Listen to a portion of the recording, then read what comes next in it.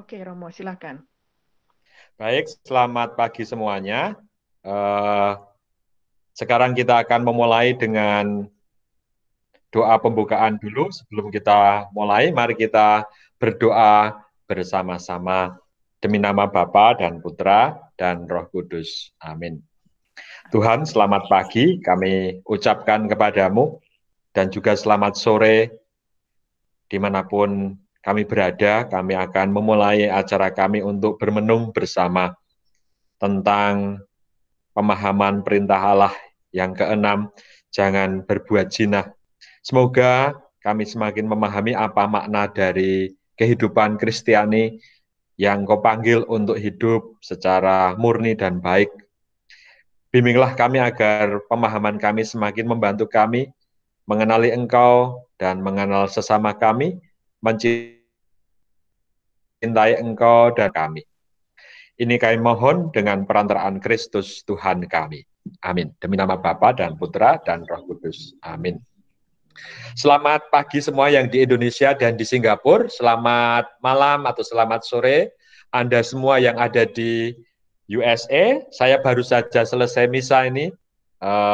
Jadi masih saya pakai jubah saya karena tema saya hari ini tema yang berat, jangan berbuat zina, maka saya pakai jubah biar kelihatan suci. Nanti ada juga Romo Hadi yang ikut juga bersaring bersama saya ya. Baik, tema saya hari ini adalah tema yang menarik sekali karena ini tema yang bagi kita itu apa ya berhubungan dengan persoalan-persoalan seksualitas dan juga terutama hidup berkeluarga. Saya akan Romo, memulai ya maaf Romo, tolong dibuka apa PowerPoint-nya. sebentar. Saya akan PowerPoint-nya dibuka.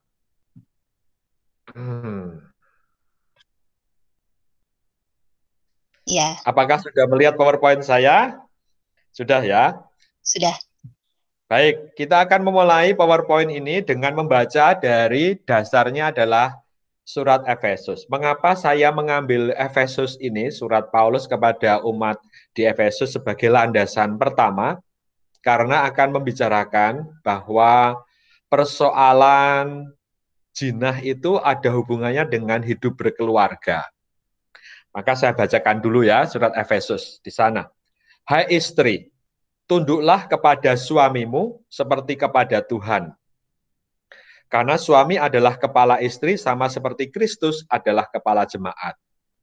Hai suami, kasihlah istrimu sebagaimana Kristus telah mengasihi jemaat dan telah menyerahkan dirinya baginya untuk menguduskannya.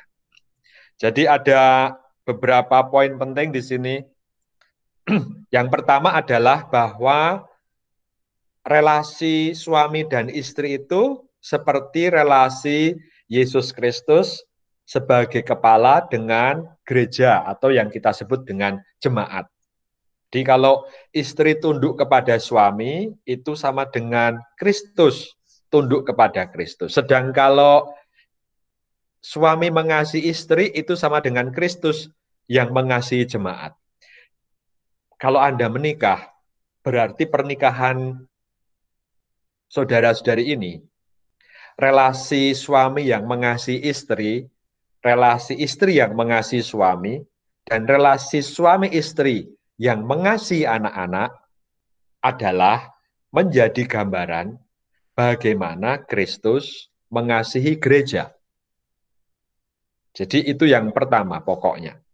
Saya menggambarkan di sana. Jadi ikatan kasih antara suami dan istri itu dibaca bagian pertama, mereka tidak lagi dua, melainkan satu tubuh.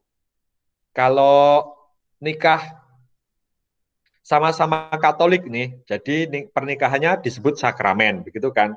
Katolik dengan Katolik. Dan pernikahan mereka menunjukkan bagaimana Allah yang mengasihi gereja. Pernikahan Katolik dengan tidak Katolik pun bukan menjadi tidak sakramen, tetapi tetap saja menyatakan bagaimana kesatuan Allah hidup dalam suami istri itu. Saya mengatakan, ikatan kasih suami istri merupakan penyerahan diri yang penuh, sama seperti Kristus menyerahkan diri kepada gereja. Sehingga kalau suami istri itu sudah menikah secara sah di dalam gereja Katolik dan sama-sama Katolik, dikatakan di sana apa yang dipersatukan Allah tidak boleh diceraikan oleh manusia, kecuali oleh misalnya kematian. Jadi kalau Anda itu menikah lalu suami atau istrinya meninggal, maka Anda boleh menikah lagi setelah mereka meninggal. Itu tanda ikatan suami istri yang utuh di dalam gereja Katolik. Gambarannya seperti ini. Ada Kristus sebagai kepala dan gereja, ada suami dengan istri. Jadi gambarannya relasi Bapak Ibu, relasi keluarga di rumah itu merupakan relasi antara orang tua dengan anak-anak sama dengan Kristus dengan gereja. Dalam hukum gereja nomor 1055 artikel 1 dikatakan begini, apa toh tujuan perkawinan dari gereja Katolik? Kalau Anda menikah dalam gereja Katolik, pasti Anda pernah ikut yang namanya kursus perkawinan. Dan di sana pasti Anda pernah juga mendengar bahwa tujuan dari perkawinan ada dua. Satu, yaitu terarah pada kesejahteraan suami dan istri. Artinya menikah itu demi kebahagiaan hidup suami dan istrinya. Baik hidup spiritual, hidup biologis, dan hidup duniawi. Jadi mereka mengarah pada hal itu yang pertama. Yang kedua, bahwa perkawinan itu mengantar orang tua pada kelahiran anak dan pendidikan anak-anaknya. Jadi ada dua itu ya, semoga Anda ingat lagi tujuan dari perkawinan ini, bahwa kebaikan suami istri, kegembiraan, kebahagiaan suami dan istri itu menjadi tujuan utama dari perkawinan Katolik. Tentu saja didasarkan pada kasih dari suami dan istri. Berikutnya, ini yang menarik. Hubungan kasihlah yang mendasari perkawinan. Jadi, kalau Bapak Ibu itu menikah tanpa kasih atau tanpa apa namanya ya dipaksa begitu ya perkawinannya tidak sah. Maka kalau dalam perkawinan itu kan kalau Anda menikah itu kan ada apakah kamu dengan bebas kamu mau menikah dengan saudaramu ini kan begitu dengan kok saudara dengan calonmu ini maka ya saya bebas. Misalnya Riyadi pernah juga mungkin masih ingat janji perkawinannya kalau pernah nikah di gereja Katolik ya kamu. Apakah kamu mau mengambil Elisa dengan bebas atau terpaksa? Kalau kau menjawabnya terpaksa maka tidak ada pernikahan. Nah, dalam hubungan kasih suami istri, ungkapan yang paling mendalam adalah tindak persetujuan suami istri. Beberapa waktu yang lalu ada punya kasus terjadi bahwa misalnya suami pasangan ini menikah, tapi tidak pernah berelasi seksual. Jadi itu belum sah secara Katolik sebenarnya. Karena kesahan itu ada dalam tindakan satu, janji dan cinta mereka. Yang kedua, tindakan itu disahkan seutuhnya dalam relasi seksual suami dan istri. Kehadiran anak sering diistilahkan sebagai suatu buah kasih. Jadi karena bapak ibunya saling mengasihi, maka mereka pun dianugerahi oleh Allah mendapatkan anak-anaknya. Tetapi begini, seringkali orang bertanya, Romo, kalau saya tidak punya anak, berarti kan saya boleh membatalkan perkawinan. Ternyata tidak. Dikatakan, seandainya mereka tidak dianugerahi anak, ini bukanlah alasan untuk bercerai ataupun membatalkan perkawinan. Tidak. Karena apa? Karena yang utama, kalaupun tidak dianugerahi anak oleh Allah, suami dan istri tetap ikut dalam karya penyelamatan Tuhan, terutama terhadap pasangannya sendiri, di mana kasih Tuhan menjadi nyata. Artinya bahwa pasangan suami istri itulah yang pertama dan utama membentuk ikatan kasih antara Allah dengan gereja. Kalau Tuhan menganugerahi anak, kita bersyukur kepada Allah. Kalau Tuhan belum memberi anugerah kepada anak, meskipun pernikahannya sudah lama, tetap saja kasih antara suami dan istri itu tetap ada di sana. Ya, begitu dari hukum gereja yang menuliskan. Oleh karena itu, Ini kata-kata dari Bapak Suci Yohanes Paulus II. Keluarga Kristiani bukan hanya anggota keluarga, tetapi organ yang hidup dari komunitas kecil gereja umat Allah. Apa yang mau dikatakan di sini? Bapak Suci mau mengatakan bahwa kalau keluarganya itu baik, maka gereja dan masyarakatnya baik. Karena itu organ paling kecil. Kalau organnya itu sakit, tubuh yang lain pun juga pasti sakit. Begitu kan? Oleh karena itu, keluarga antara orang tua dan anak itu menjadi sesuatu yang paling fundamental di dalam gereja Katolik. Karena itu yang paling penting, menjadi dasar bagaimana gereja hidup. Kalau keluarganya itu berantakan, keluarganya itu tidak baik relasinya, nanti di dalam gereja pun, dalam hidup bersama pun di dalam masyarakat juga menjadi tidak baik. Karena gereja menjadi dasar, gereja keluarga menjadi dasar bagi hidup bersama di dalam keluarga. Nah, perzinahan itu diartikan apa? Kalau dikatakan jangan berbuat zina. Adanya relasi seksual antara orang yang sudah menikah dengan orang bukan pasangannya di dalam pernikahan. Gitu ya. Di bagian bawah dulu, yang bahasa Inggris mengatakan begini. Adultery is the sin of a married man having sexual relations with anyone other than his wife, or a married woman having sexual relations with anyone other than her husband. Jadi itu dosa tentang perzinahan yang ada dalam gereja Katolik. Jadi kalau saya menikah dengan seseorang, lalu saya melakukan hubungan seksual dengan orang lain yang bukan pasangan saya, kita jatuh pada dosa yang nomor 6 ini. Ya. Sebenarnya dulu dalam perjanjian lama, yang lebih ditekankan adalah yang perempuannya. Kalau seorang perempuan menikah, melakukan hubungan seksual dengan seorang laki-laki, baik yang menikah atau tidak, maka perempuan itu berdosa terhadap suaminya. Itu yang dikatakan dalam perjanjian lama. Tetapi dalam perjanjian baru, lalu Yesus memperluas makna itu. Dikatakan dalam Matius bab 5. Di sana dikatakan begini. Setiap orang yang menceraikan istrinya kecuali karena zina, ia menjadikan istrinya berzina. Jadi dengan alasan apapun dalam gereja orang tidak boleh bercerai. Dikatakan kecuali karena zina.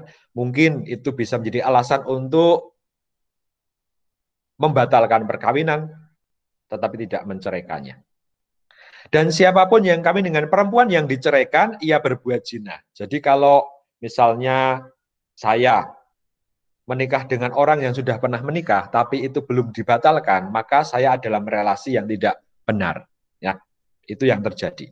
Oleh karena itu gereja dalam aturannya selalu mengatakan orang yang hidup dalam relasi pernikahan yang tidak betul dilarang untuk menerima komuni. Itu kan yang terjadi. Ya, selama ini karena dasarnya memakai teks ini salah satunya. Saya teruskan. Semoga nanti kita masih bisa berdiskusi banyak soal ini. Pasti ada banyak pertanyaan.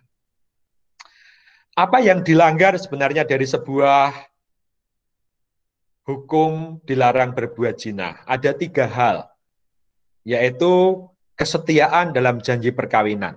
Jadi Anda pasti ingat kalau Anda sudah menikah pasti ada janji, ya saya bersedia mencintai sehidup semati, dalam untung dan malang, dalam suka dan duka, begitu ya, sampai selesai, sampai akhir. Ya. Nah, kalau kita melakukan hubungan seksual di luar itu, di luar pasangan kita, maka ketidaksetiaan pada janji itulah yang terjadi. Dan kita menodai ikatan perkawinan gereja itu. Selain itu juga membahayakan tujuan perkawinan. Mungkin relasi ini membuat keluarganya berantakan. Ya, kesejahteraan hidup suami dan istrinya lalu berantakan. Nah, itu yang dilanggar di dalam yang namanya aturan perintah yang nomor 6. Nah, di sana ada digambarkan bagaimana relasi seorang laki-laki dengan ceweknya, lalu dia masih bergandengan tangan dengan cewek yang ketiga. Ya. Itu menandakan bagaimana ketidaksetiaan ada di sana. Oleh karena itu dikatakan demikian. Baiklah setiap laki-laki mempunyai istrinya sendiri dan setiap perempuan mempunyai suaminya sendiri. Paulus dalam surat Paulus 1 Korintus, Paulus mengatakan daripada kamu itu tidak tahan, ya, tidak tahan mencari-cari perempuan, mencari-cari laki-laki ke sana kemari, lebih baik kamu menikah. Baiklah setiap laki-laki mempunyai istrinya sendiri dan setiap perempuan punya suaminya. Hendaklah suami memenuhi kewajiban terhadap istrinya, demikian pula istri terhadap suaminya. Ya, jadi suami dan istri itu saling mencerahkan hidupnya. Ini yang paling menarik. Istri tidak berkuasa atas tubuhnya sendiri, tetapi suaminya. Ya, jadi relasi suami dan istri itu dikatakan dalam gereja, kamu tidak berkuasa atas tubuhmu sendiri, tapi atas suamimu. Demikian pula suami tidak berkuasa atas tubuh istrinya, tidak berkuasa atas tubuhnya sendiri, tetapi istrinya. Ada yang disebut dengan relasi timbal balik di antara keduanya. Bagaimana seorang suami dan seorang istri itu saling menyerahkan tubuhnya. Hidupku sudah bukan lagi milik saya sendiri, tetapi ada dalam relasi dengan suami saya dan anak-anak saya. Ya. Dan saya merasa dan saya meyakini bahwa Anda pasti punya kemampuan seperti ini dalam hidup bersama, di dalam keluarga, pasti. Berikutnya, janganlah kamu saling menjauhi kecuali dengan persetujuan bersama untuk sementara waktu. Nah, ini menjadi teks yang kadang-kadang kita pakai sebagai dasar untuk pisah ranjang. Ya, ada persoalan dalam hidup bersama karena permasalahan, misalnya apakah diizinkan orang berpisah sementara diizinkan. Kalau kamu saling menjauhi kecuali dengan persetujuan bersama, ya sudah, kamu pisah dulu mungkin. Supaya kamu mendapat kesempatan untuk berdoa. Jadi pisah ranjang itu kesempatan untuk bermenung, kesempatan untuk memikir-mikirkan mengapa kok relasinya broken gitu ya. Bukan kesempatan untuk mencari orang lain yang baru, pasangan yang baru, tidak. Tetapi kesempatan ini berpisah sementara dengan pasangan yang resmi menjadi kesempatan untuk orang berdoa, berefleksi. Sesudah itu adalah kamu kembali hidup bersama-sama. Lalu sudah itu semoga sementara waktu ini, semoga relasi yang terpisah ini bukan karena kerjaan loh ya, tetapi karena dengan sengaja, misalnya karena ada masalah, lalu orang ini berpisah sementara. Bisa sebulan, bisa 2 bulan, bisa 3 bulan, lalu bersama-sama lagi. Sesudah itu hendaknya kamu kembali, lalu kembali lagi, relasinya diperbaiki, diusahakan mencari orang yang bisa membantu, supaya iblis jangan menggodai kamu karena kamu tidak tahan bertarak. Kalau bertarak itu artinya hidup selibat. Hidup selibat itu berarti tidak melakukan hubungan seksual. Seperti saya ini, tidak dalam arti tidak berelasi secara inklusif. Seorang romo hadi, romo suster, buder, dan sebagainya. Ya. Hal itu kukatakan kepadamu sebagai kelonggaran, bukan sebagai perintah. Kelonggaran artinya tidak wajib untuk melakukan pisah ranjang. Hanya demi kelonggaran. Kalau ada persoalan tertentu, lalu orang dibolehkan. Tetapi nanti kalau sudah ada perbaikan, maka diminta untuk hidup bersama lagi dalam satu rumah. Nah, ini beberapa hal penting yang bisa saya sampaikan sebagai pancingan untuk kita berdiskusi tentang perintah Allah jangan berbuat zina ini. Karena pasti ada banyak unsur-unsur yang lain yang mungkin belum saya sebutkan. Hanya saja selama 25 menit ini saya memberikan bahan ini sebagai renungan tentang perkawinan, tentang perjinahan, tentang relasi suami istri, tentang relasi dengan anak-anak. Semoga membuka kesempatan Bapak Ibu, saudara-saudari semuanya di sini untuk bermenung tentang apa arti perintah jangan berbuat zina. Ini dulu yang bisa saya sampaikan. Silahkan saya membuka kesempatan untuk tanya jawab sebagai pengantar itu dari presentasi saya. Terima kasih. Terima kasih Romo. Pada para peserta, silakan kalau ada pertanyaan juga, kalau misalnya mau di teks juga boleh, nanti kita bacakan Romo mungkin bantu pencerahan untuk umat-umat yang di Amerika karena culture-nya beda ya, karena belum di cover. Ini tentang dosa kan, tapi bagaimana dengan culture di sini yang apa sih, hidup bersama sebelum nikah itu Iya. batasnya di mana ya? Apa mungkin ya Romo tolong bantu. Terima kasih Romo. Oh, Romo Hadi mungkin lebih bisa membantu ya. Kalau saya pun sedikit akan ngomong, nanti Romo Hadi boleh ngomong. Bahwa pada prinsipnya yang ideal yang ini, bahwa yang ideal itu orang menikah baru hidup bersama, kan itu yang ideal, kan begitu, ya kan? Itu yang pertama. Tetapi apakah culture, apakah budaya itu lalu membuat aturan itu menjadi surut? Tidak juga. Tidak sebenarnya. Bahwa gereja Katolik dimanapun berada tetap berusaha agar agar orang itu baru hidup bersama setelah menikah. Kalaupun lalu itu terjadi dalam budaya tertentu di Amerika, di Meksiko saya tahu banyak, teman-teman saya punya teman juga begitu. Apakah itu membuat budaya itu lalu membuat hukumnya itu menjadi tidak sah? Ya tetap sah saja, bahwa yang diidealkan begitu. Tetapi mungkin karena budayanya seperti ini, lalu orang menganggap itu sesuatu yang wajar dan diizinkan dalam arti tertentu. Tetapi sebenarnya itu tidak sesuai dengan aturan yang mau diinginkan oleh gereja Katolik sendiri. Sebenarnya loh, dimanapun berada. Romo Hadi mau menambahkan?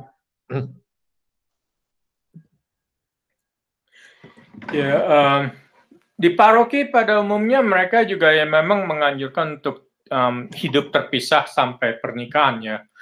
Tapi satu hal juga yang mereka kenal gini ya, kalau kita hanya berdasarkan peraturan yang ketat, akhirnya mereka tetap aja tidak menikah dan terus hidup bersama tanpa bahkan memikirkan sakramen, bahkan mungkin meninggalkan gereja. Jadi seringkali para pastor paroki di sini sangat berbahagia kalau suatu pasangan benar-benar akhirnya mau menjalani persiapan pernikahan meskipun telah hidup bersama. Buat kami itu jauh lebih baik daripada hidup bersama terus tanpa pernikahan dan seringkali akhirnya meninggalkan gereja. Gitu. Jadi ya memang tidak ideal, tapi kami berusaha mengarahkan mereka kembali ke jalan yang lebih ideal, yang sesuai dengan ajaran gereja. Itu dari para pastor paroki biasanya seperti itu. Ya, saya setuju. Beberapa waktu yang lalu juga waktu saya pernah di sana, sebuah pasangan sudah hidup bersama 5-6 tahun, lalu baru ke gereja di St. Jerome untuk menikah, lalu ya dibantu. Itu salah satu pastoral yang baik saya kira di Amerika. Bagaimana membantu pasangan-pasangan, meskipun tidak ideal, tetap diusahakan orang masih mau ke gereja. Mari kita mulai perbaharui pernikahannya agar punya komitmen kepada gereja. Saya kira itu yang bisa dijawab ya. Terima kasih. Terima kasih Romo.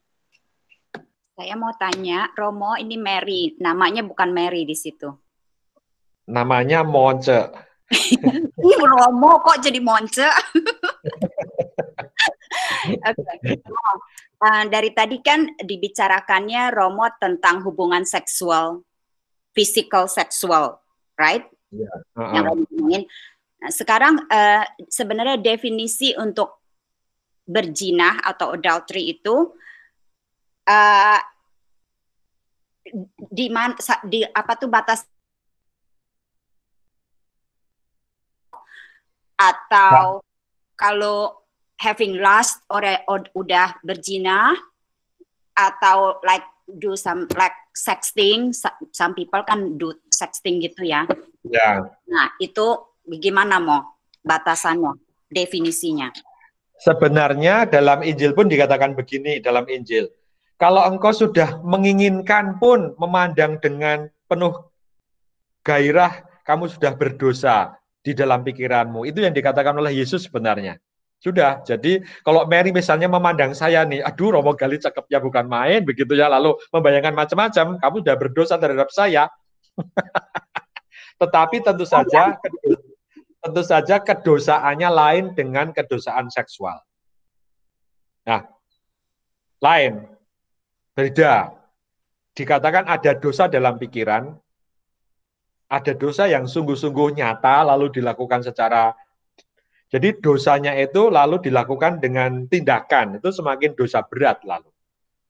Itu prosesnya begitu, Maria. Jadi ada dosa yang dalam arti masih pikiran, itu sudah berdosa. Apakah dosa berat? Belum lah, belum termasuk ke sana. Tetapi jadi belum mortal sin.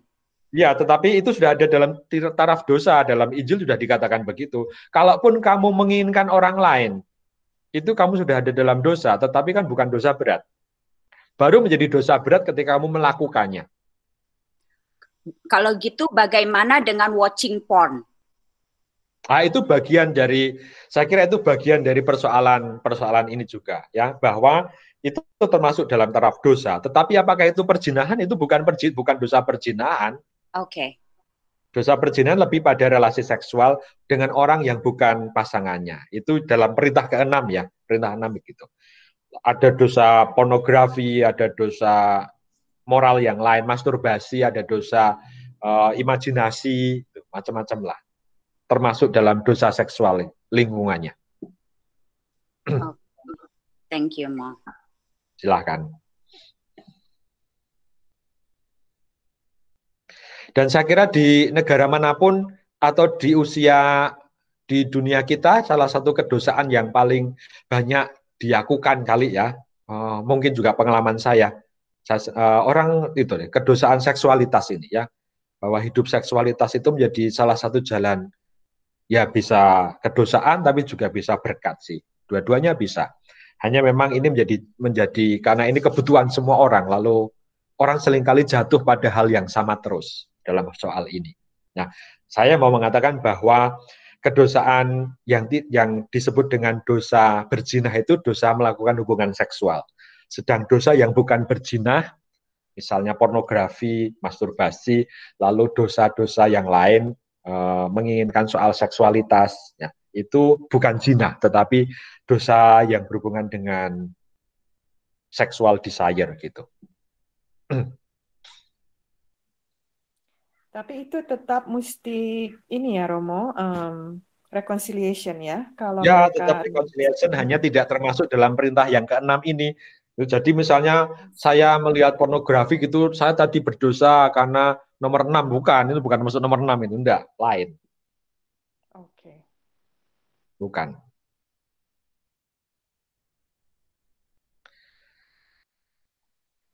Romo pada takut kali mau ngomong. Iya nih, karena bahannya berat ini ya.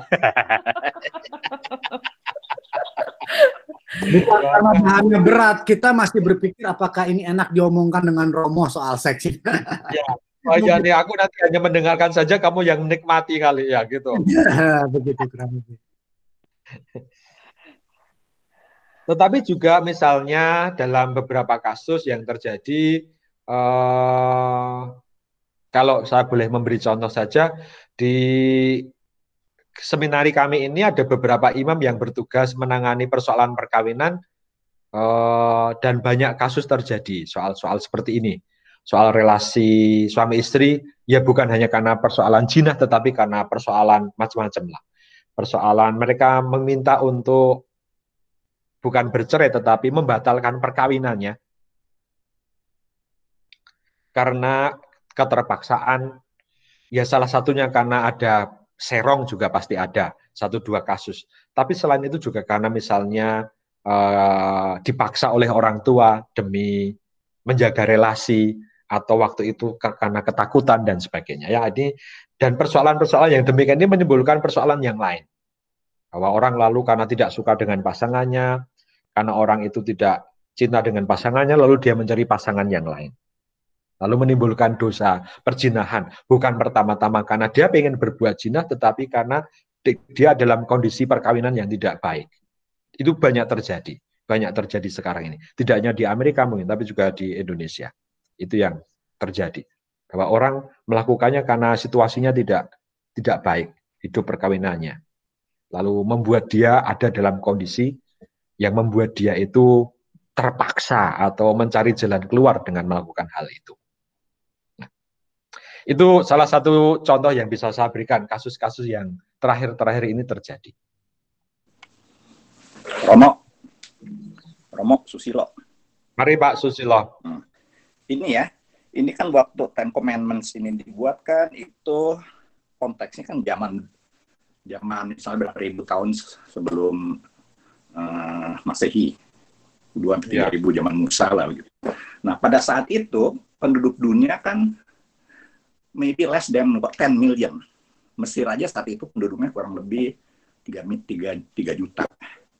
Orang Israel kurang lebih 1 juta lebih gitu, kurang lebih. Belum yang lain-lain. Boleh kita katakan jutaan lah, puluhan juta lah gitu ke seluruh dunia. Itu yang satu. Tapi kalau kita lihat konteksnya dalam hari ini, dewasa ini, penduduk manusia itu sudah 7.3 billion. Bahkan boleh dikatakan overpopulated. Bahkan malah kita berpikir apakah dunia ini bisa menampung nggak ya, orang yang semakin banyak ini. Jadi hukum ini menurut saya itu dibuat dalam konteks di mana penduduk dunia itu masih kekurangan, sehingga timbul ayat-ayat di Genesis, berkembang biaklah isilah seluruh dunia begitu. Karena memang kekurangan orang saat itu. Tapi sekarang justru kebalikannya.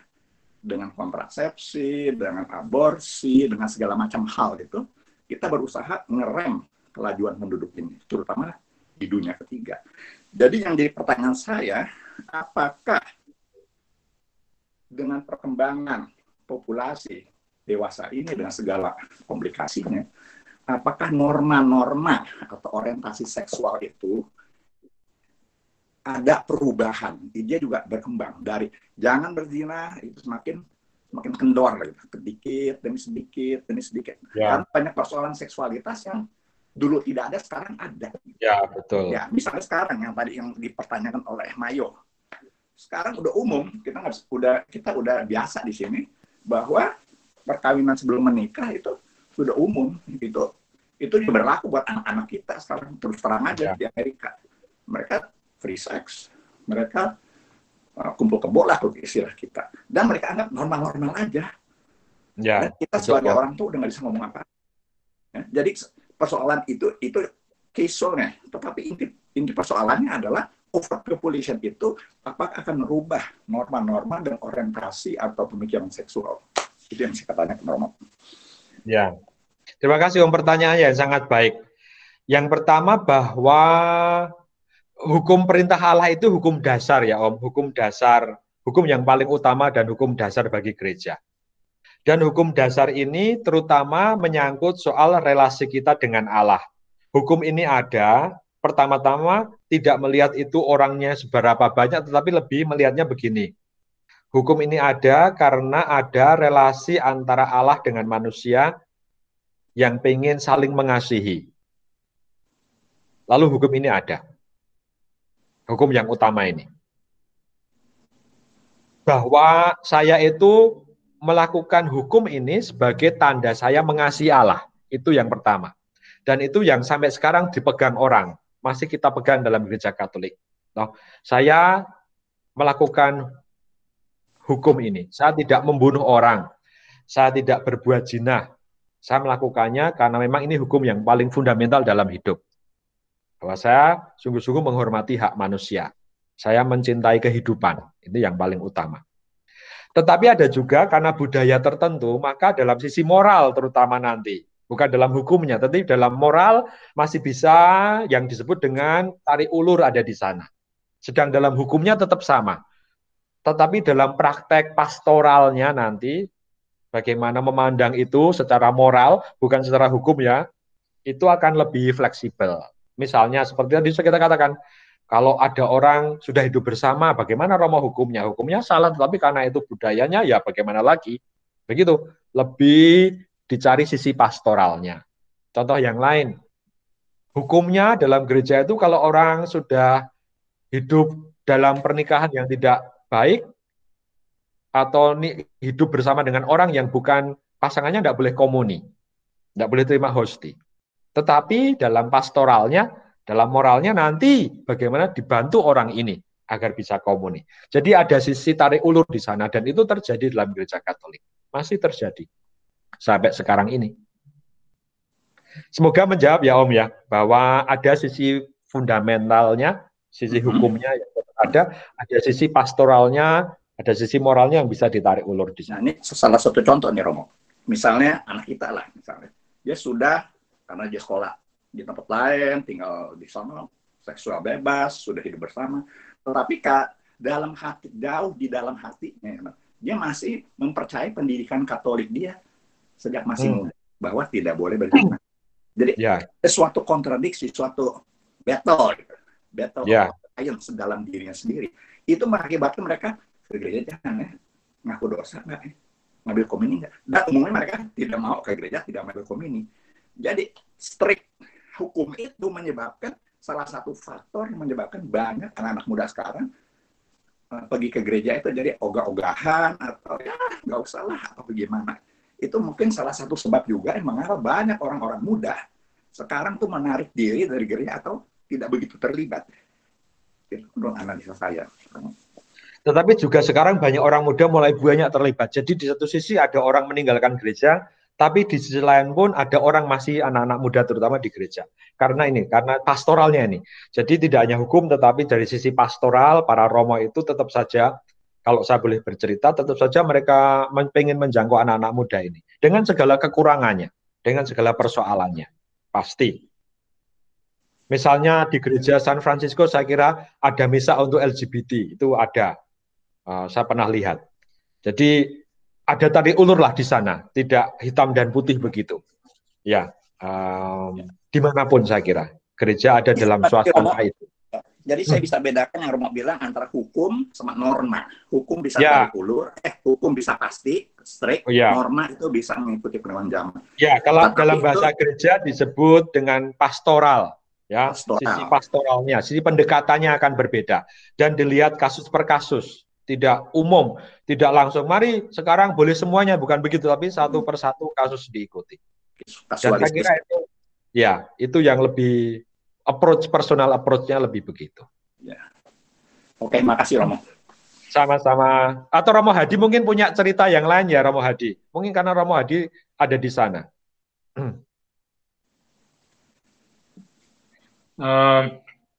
Satu ya mengenai sejarah hukum gereja juga ada perkembangan sebetulnya ya. Waktu saya belajar hukum kanon itu hukum gereja di kelas saya mereka membandingkan mengenai hukum gereja pernikahan antara kanon hukum kanon tahun 1917 dan hukum kanon yang terakhir itu 1983 yang sekarang masih berlaku sekarang. Dan waktu yang 1917 dalam bahasa Latin itu para frater Dominikan yang menerjemahkan kepada kami bahwa tujuan pernikahan itu hanya untuk procreation, untuk melahirkan anak. Tidak ada urusan cinta kasih, tidak ada urusan kesejahteraan suami istri.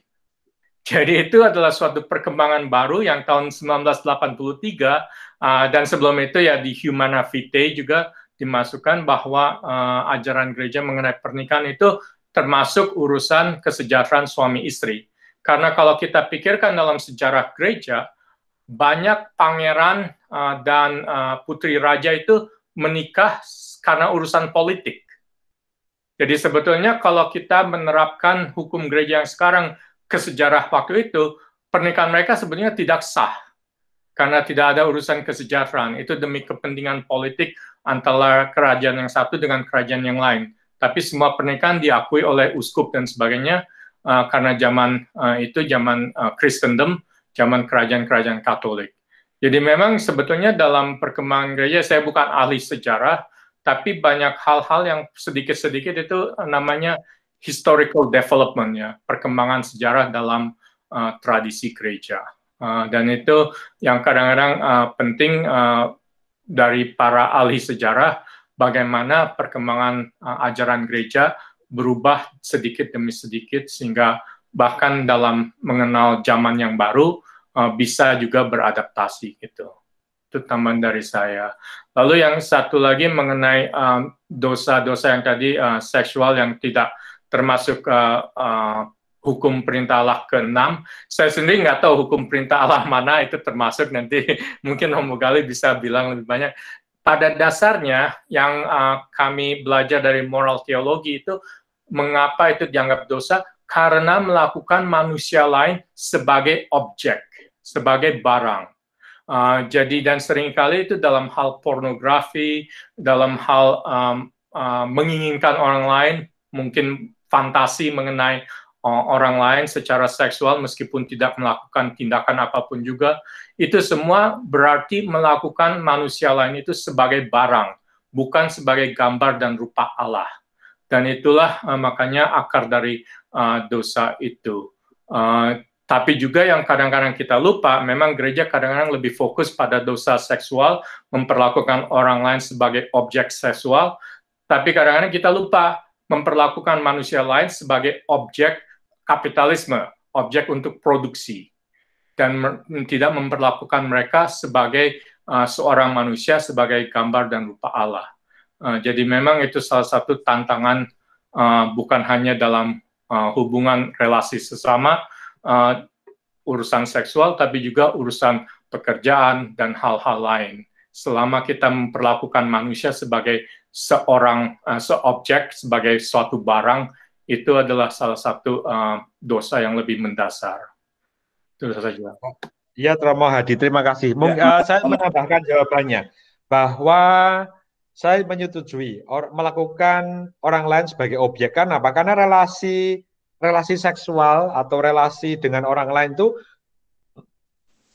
perlu didasari oleh rasa kasih, ya, bahwa saya mengasihi dia, dan gambaran kasih itu diungkapkan dalam relasi seksualnya. Melanggar perintah nomor berapa? Kemungkinan masuk dalam perintah nomor 9. Nomor 9 itu kan dikatakan demikian. Jangan menginginkan rumah saudaramu, jangan menginginkan istrinya, jangan menginginkan hambanya laki-laki, hambanya perempuan. Dalam bahasa dulu dikatakan jangan ingin berbuat cabul, termasuk itu juga ya. Masuk ke sana soal moralitas ini. Pornografi itu masuk ke bagian perintah nomor 9. Menginginkan orang lain sebagai objek untuk kepuasan kita sendiri. Bukan berdasarkan kasih pada dia, tapi karena demi memenuhi keinginan saya. Semoga ini menjawab ya untuk Ratna Gunawijaya. Semoga menjawab dari pertanyaan ini. Lalu ada satu pertanyaan lagi nih. Dari Jena Kwa, semoga saya membaca namanya betul. Kalau ada pria, bukan Katolik, sudah punya istri 2, jadi istrinya ada 2, kemudian dia ingin convert ke Katolik, apakah bisa diterima oleh gereja dengan tetap 2 istri? Waduh, gimana ini? Tentu saja gereja tidak menerima dengan 2 istri, karena gereja punya peraturan atau punya keyakinan bahwa monogam, yaitu 1 pasangan saja, bukan 2. Kalau pengen masuk gereja Katolik, ya dia harus melepaskan 1 istrinya. Ya diskusi gitu, didiskusikan siapa yang harus dipisahkan. Atau bagaimana. Jadi dalam gereja Katolik tetap tidak bisa. Kecuali dia mau melepaskan salah satunya, bukan sebagai istrinya. Itu jawaban singkat saya. Ada pertanyaan berikutnya, Romo, tentang LGBTQ. Ya, bagaimana gereja Katolik menerima orang-orang LGBT yang aktif? Apakah mereka boleh tetap mempertahankan gaya hidup mereka, same-sex marriage, dan bisa tetap diterima dalam gereja? Yang pasti bahwa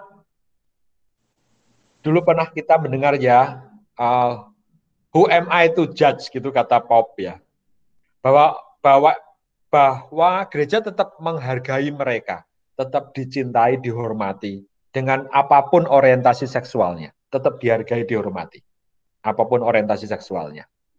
Hanya yang tidak bisa diterima oleh gereja adalah relasi menikah sesama jenis di dalam gereja. Itu yang sampai sekarang gereja tidak bisa menerima. Mengapa?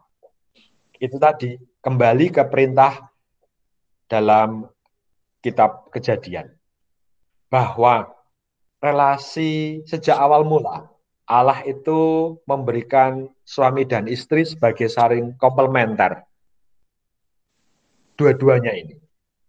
Dan relasi mereka inilah yang menunjukkan bagaimana Allah mengasihi gereja.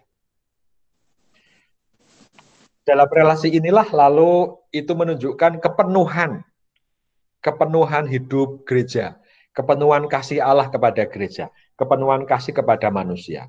Lalu gereja meyakini bahwa hanya dalam relasi antara suami dan istri yang saling melengkapi dan disempurnakan dalam relasi seksual mereka, itulah gambaran gereja yang penuh.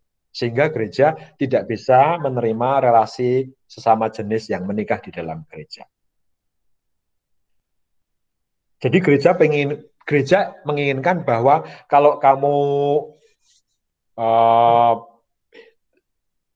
orang yang tidak, atau kamu homoseksual, atau kamu orang yang orientasinya tidak straight, kamu ya tidak bisa menikah di dalam gereja. Itu saja yang mau dikatakan oleh gereja. Selama ini gereja mungkin membantu dengan cara-cara yang berbeda. Romo Hadi mau menambahkan dalam soal ini?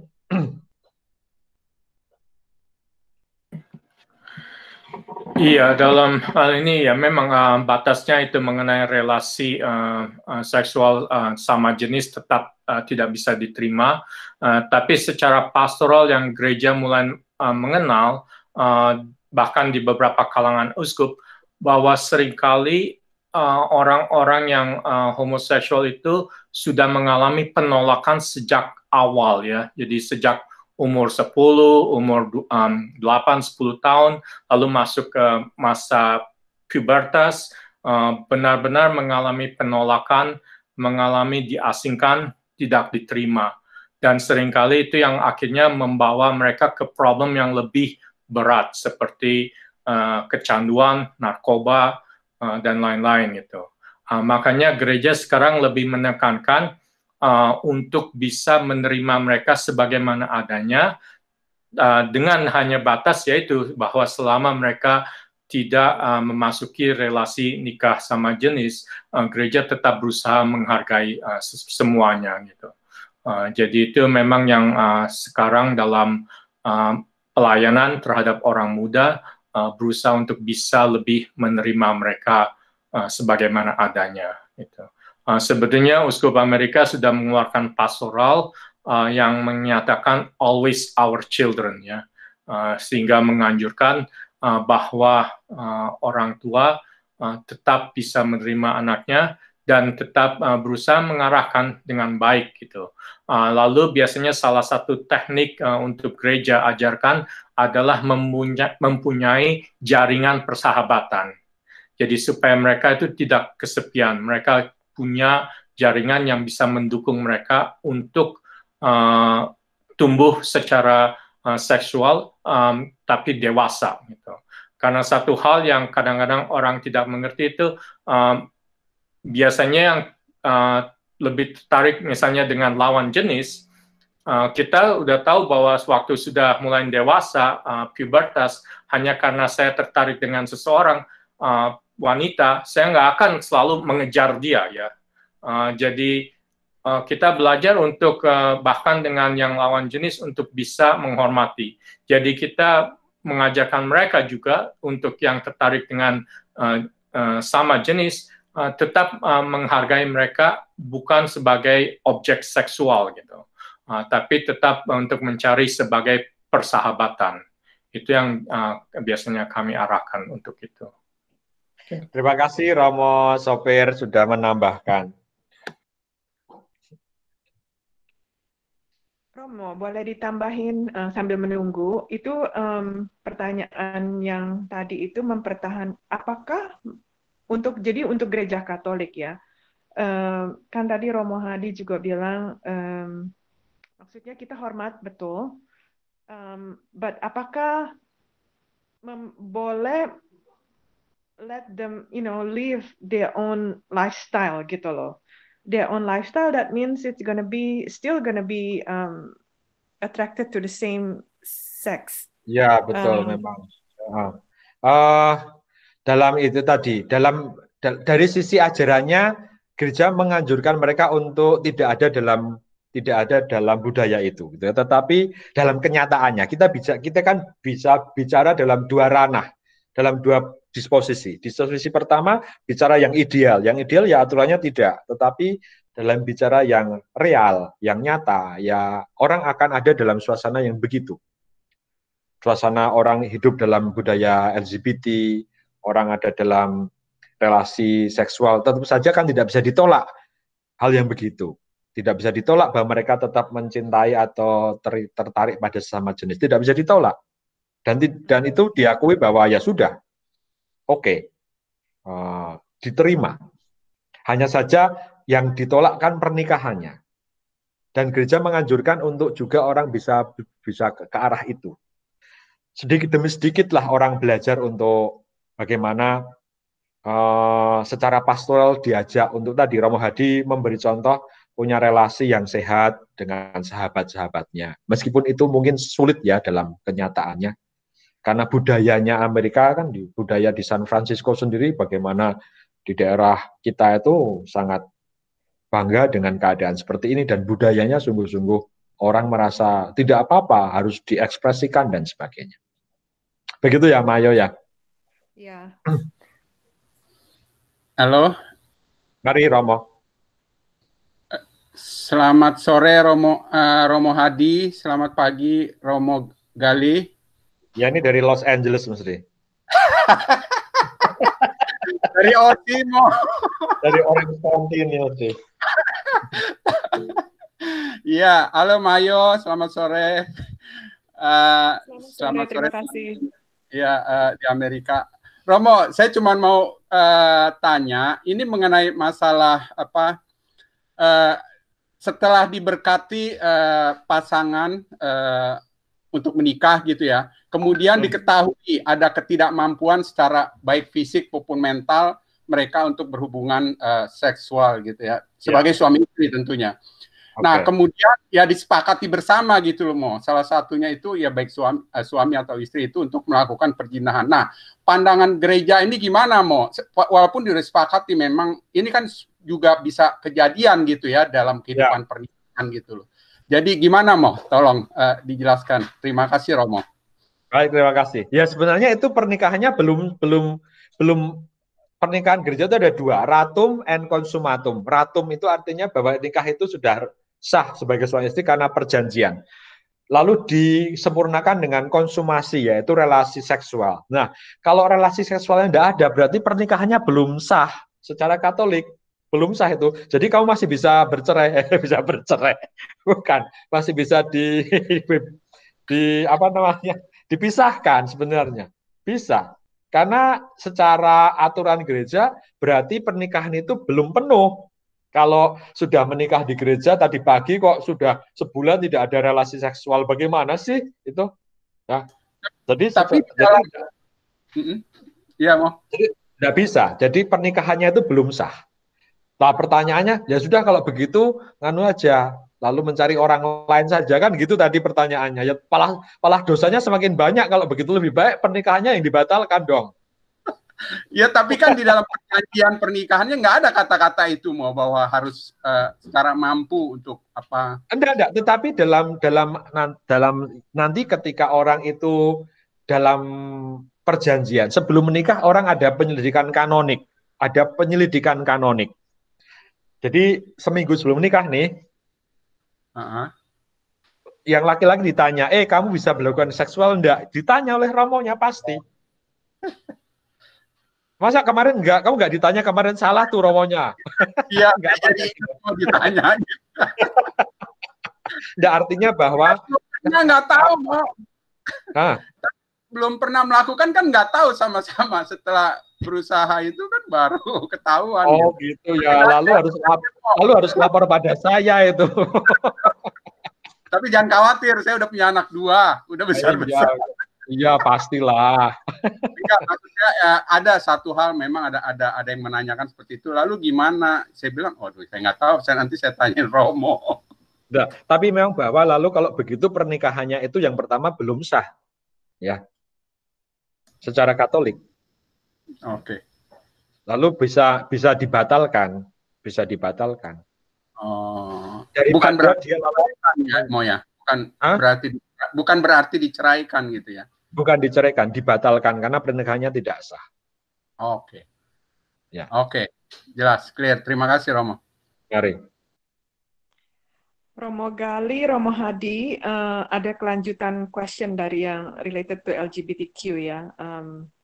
Jadi yang ditanyakan apakah diterima itu berarti mereka bisa diberikan sakramen-sakramen Katolik. Jadi kalau mereka mau dibaptis, mau krisma, saya merasa bisa kalau dia disiapkan dengan baik tetap bisa dibaptis, tetap bisa dikrisma itu. Kecuali yang tidak bisa kan yang pernikahan. Kalau dia mau menikah dengan sesama jenis di gereja tidak bisa.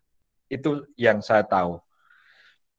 Tetap bisa komuni, tetap bisa terima komuni, Tony. Jadi tetap bisa terima komuni. Walaupun mereka menjalankan hidupnya seperti itu, let's say mereka akhirnya dibaptis, tapi masih menjalankan lifestyle-nya yang sama. Saya kira saya kira pertanyaannya bukan begitu, tapi ketika mereka itu disiapkan, mereka diajak untuk hidup dengan lebih sesuai ajaran gereja gitu ya. Perkara bahwa nanti dia itu hidupnya kembali ya, lalu kita tidak bisa mengontrolnya kan. Tetapi bahwa selama masa persiapan baptis, selama persiapan krisma, orang diberi pemahaman yang baik tentu saja, tidak dipaksakan. Bagaimana menjadi orang Katolik yang baik, bagaimana kamu bisa mengelola seksualmu, orientasimu, begitu kan. Lalu, kalau orang itu bisa begitu, lalu orang dibaptis dan dikrisma. Perkara kemudian, lalu ya pastoral lagi, bagaimana wali baptisnya, bagaimana pendampingnya, bagaimana keluarganya bisa membantu. Oke, case by case ya, Mo. Ya, begitu. Oke, sambil menunggu, tadi Romo menyebut pembatalan ya, Romo. Apakah itu sama dengan annulment ya, Mo? Di sini bilangnya annulment. Ya, pembatalan adalah proses annulment. Jadi sekarang ini saya kira proses pembatalan berjalan lebih cepat dari dulu-dulu karena Bapak Suci memberikan aturan yang lebih baik atau lebih tegas kepada orang untuk bisa membatalkan asal syarat-syaratnya jelas ya, bahwa tadi ketika menikah itu tidak ada rasa cinta, terpaksa, ada yang disembunyikan, dan juga ada saksi yang sungguh-sungguh tahu bahwa memberatkan perkawinan ini tidak sesuai dengan ajaran yang diinginkan oleh gereja, maka dalam prosesnya nanti orang bisa dibatalkan. Dalam prosesnya, tentu saja dia harus datang kepada orang-orang yang atau romo-romo yang bertugas dalam soal hukum gereja ini. Di setiap keuskupan, saya merasa ada setiap keuskupan, bahkan di keuskupan di tempat saya ini ada 2 tim yang khusus untuk mengurusi aturan annulment ini. Seminggu sekali pasti ada orang datang ke tempat kami ini, dua couples gitu ya, mereka harus wawancara lah, macam-macam lah prosesnya, untuk sampai proses ke sana. Romo? Mari. Saya mau tanya, untuk annulment itu kan biasanya prosesnya itu bisa sampai 5 tahun. Nah, terus kalau misalnya pasangannya itu menikah catatan sipil dulu, paper married, terus hidup bersama sembari menunggu annulment-nya itu dianggap berzina atau gimana, Romo?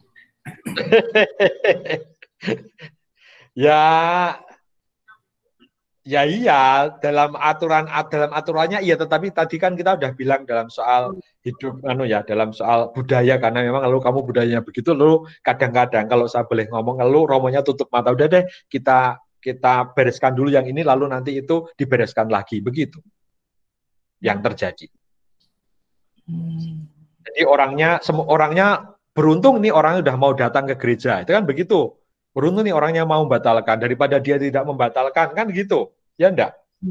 Minus malumnya, atau ya sudah, karena memang orang ada dalam budaya begitu, kita terima sembari kita arahkan ke jalan yang baik, yang lebih baik begitu.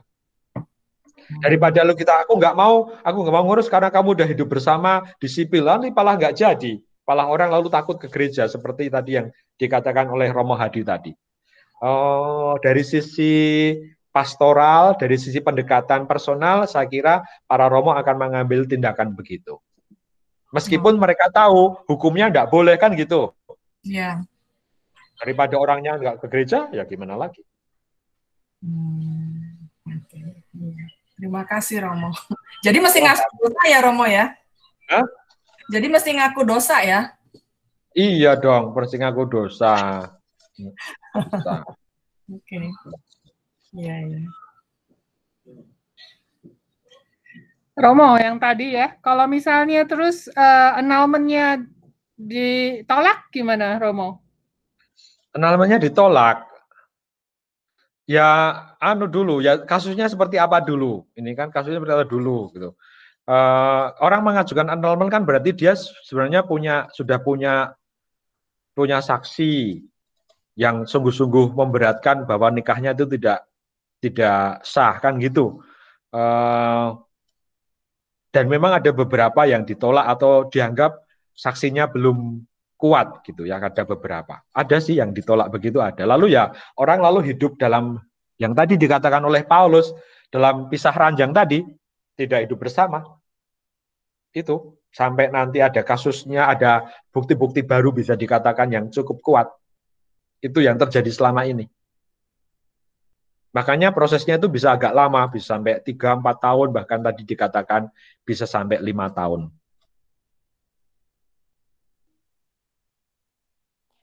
Baik, saya teruskan. Ini ada pertanyaan lagi.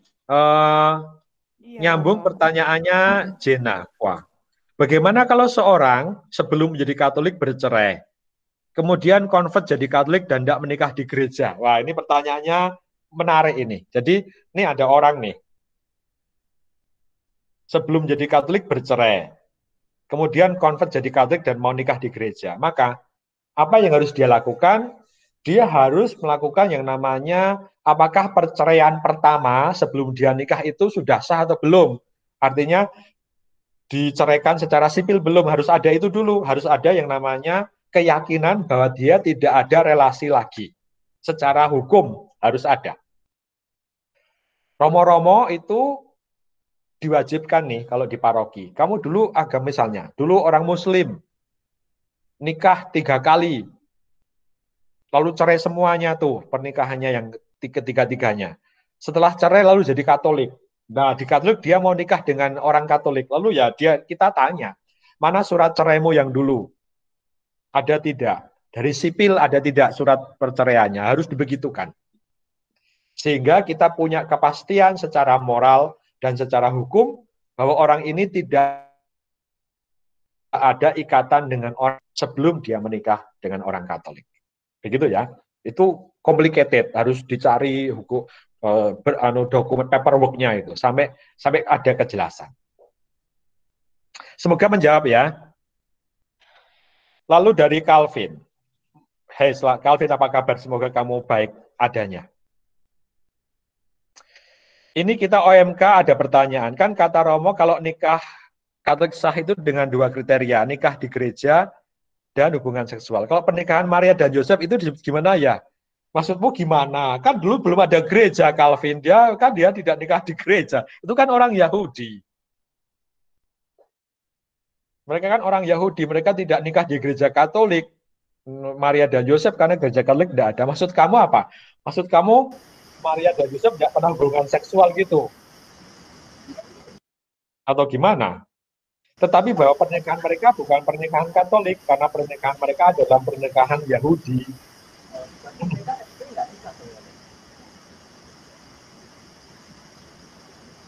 Mereka nikah secara Yahudi, bukan nikah Katolik.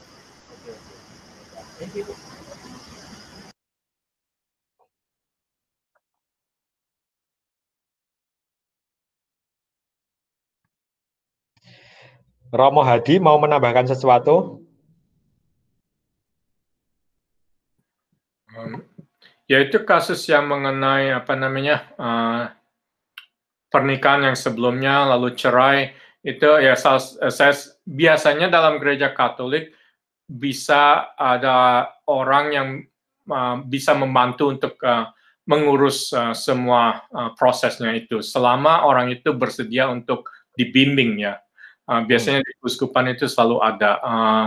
Jadi ya saya sendiri bukan ahli untuk itu, tapi salah satu contoh orang terkenal seperti itu ya ini Newt Gingrich.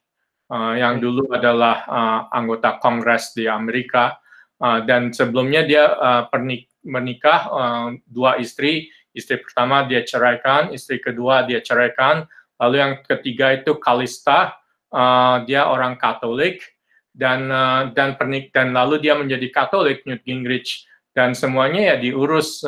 Saya sendiri nggak tahu Romonya siapa, tapi di Keuskupan Agung Washington DC, akhirnya ya dia secara sah menjadi seorang Katolik, dan istrinya sekarang itu adalah duta besar Amerika di Vatikan. Jadi memang itu selalu biasanya ada jalan selama kita mau berusaha untuk kerjasama dengan pihak gereja, dengan ahli hukum kanun dan sebagainya. Itu biasanya bisa. Itu aja. Ya, terima kasih Romo. Gereja biasanya membantu ya, bukan mempersulit saya kira. Dalam proses-proses seperti ini, membantu bagaimana keluarga bisa hidup bahagia, bisa menjalani hidupnya lebih baik lagi, bisa keluar dari kasus-kasus yang mereka alami, dari persoalan-persoalan, dan tidak berusaha agar menambah persoalan, tetapi membantu agar persoalannya selesai.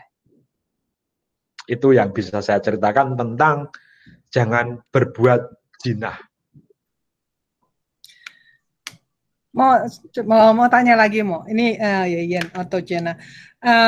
Kalau misalnya pria ini kawin tapi dia Katolik, married sama yang bukan Katolik, Protestan. Terus marriednya di gereja Protestan, jadi gereja bukan Katolik.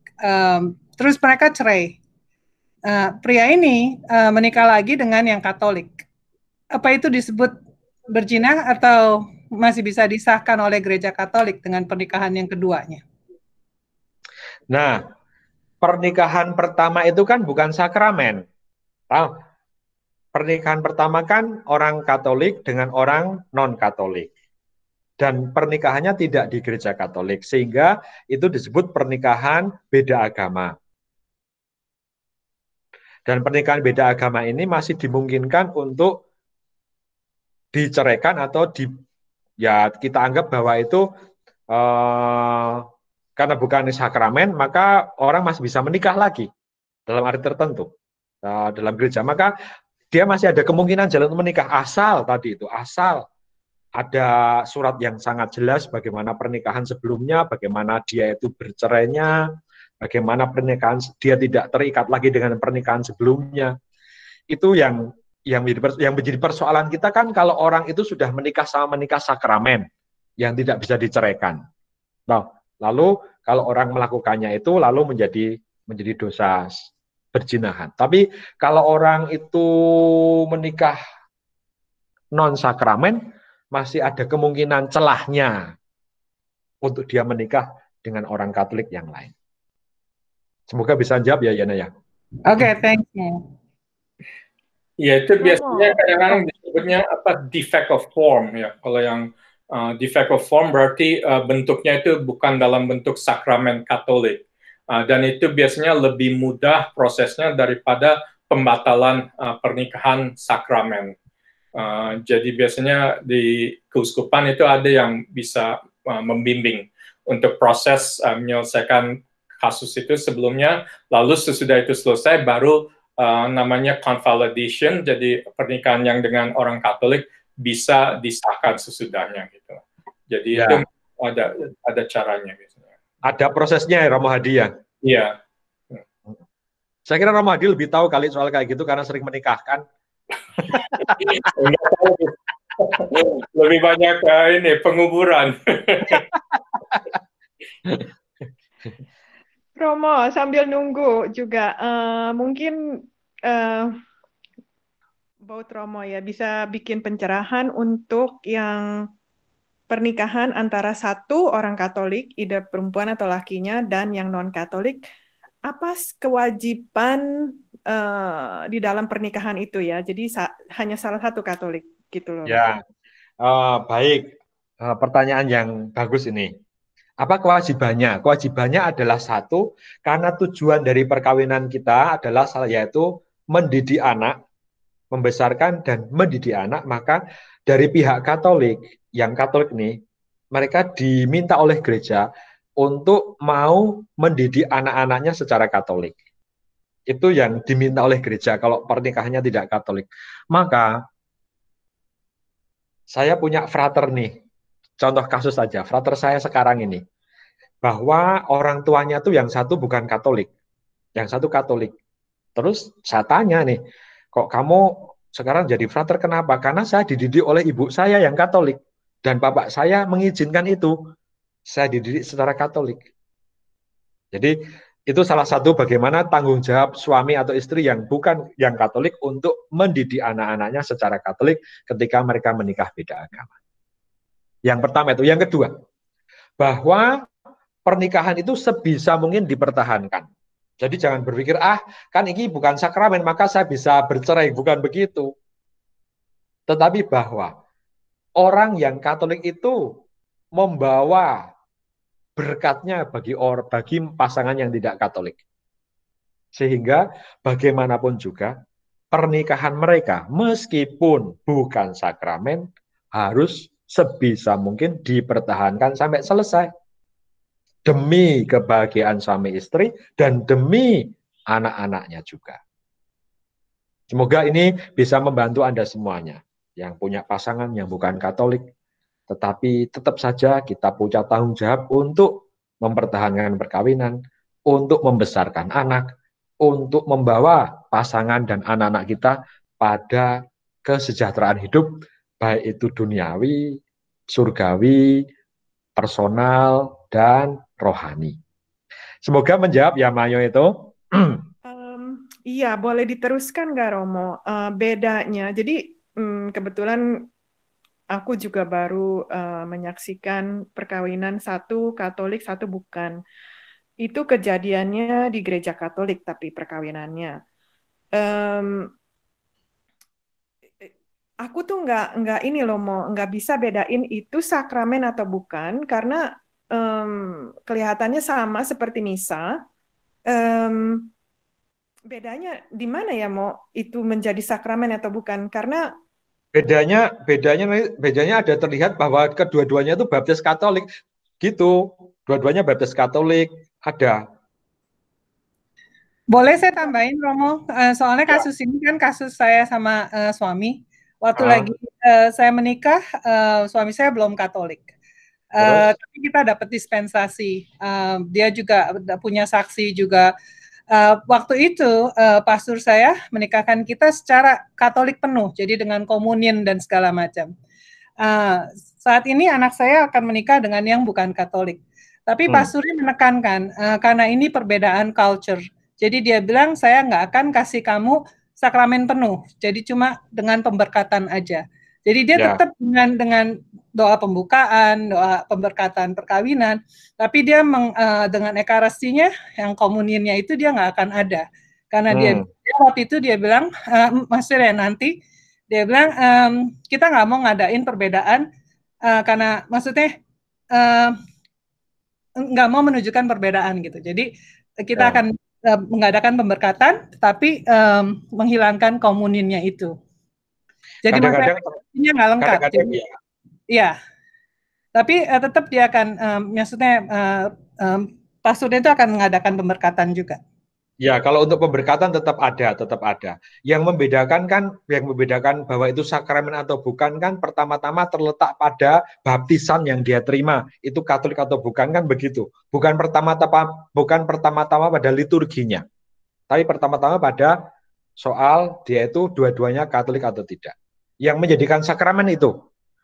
Yang kedua kadang-kadang juga bisa dilihat dari tadi liturgi yang ada di sana. Kadang-kadang karena ini bukan pasangan, bukan beda agama, maka pastornya bisa tidak ada komuninya. Atau kalau ada komuninya hanya diterima oleh salah satu pasangan yang Katolik saja. Begitu yang membedakan Mayo. Tetapi prinsip yang paling membedakan adalah kalau dua-duanya nikah Katolik atau yang satu bukan baptis Katolik atau yang kedua-duanya baptis Katolik. Begitu ya? Ya, oke. Alright, Romo, ada pertanyaan? Ya. Iya nih ada pertanyaan nih. Romo tolong kasih opini. Surya Santoso. Suami belum Katolik, nikah istri sudah Katolik di gereja. lalu suami dibaptis jadi Katolik 2 tahun kemudian. Nah ini bagus sekali, berarti istrinya pinter dalam arti membawa suami jadi Katolik. Apakah sakramennya harus diulang? Tidak perlu. Karena sudah nikah, ketika suami jadi baptis, ketika suami baptis dan malam itu mereka melakukan hubungan seksual sesudah baptis, maka sah sakramennya. Menjadi sakramen sudah tanpa pengulangan pernikahan, daripada biayanya banyak. Harus memberi stipend Romo, ya kan? Wah, makasih Mo. Itu jawaban saya juga. Jadi nggak perlu diulangi. Yang penting misalnya suaminya baptis Katolik lalu bilang, aku nggak mau hubungan seksual dengan kamu. Nah, belum sah itu. Belum sah secara sakramen. Tunggu kalau ada hubungan seksualnya. Baptis, hubungan seksual lalu sah. Nggak perlu pengulangan perkawinan. Nggak perlu. Oh, good Romo. Ada kecuali dia mau mengumumkan, mari kita sekarang pesta, saya diundang ya, jangan lupa. Ada pertanyaan lagi Romo berikutnya.